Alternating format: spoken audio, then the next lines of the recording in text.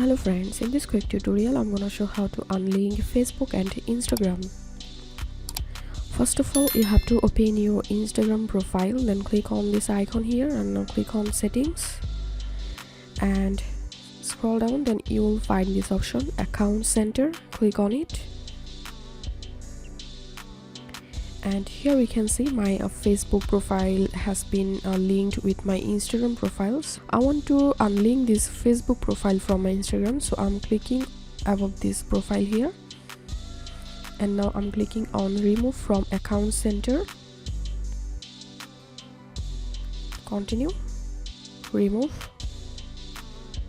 and here you can see my Facebook profile has been unlinked now. That's it for now. If you benefited a little from this video, then make sure to subscribe. How to 1 minute. Thank you.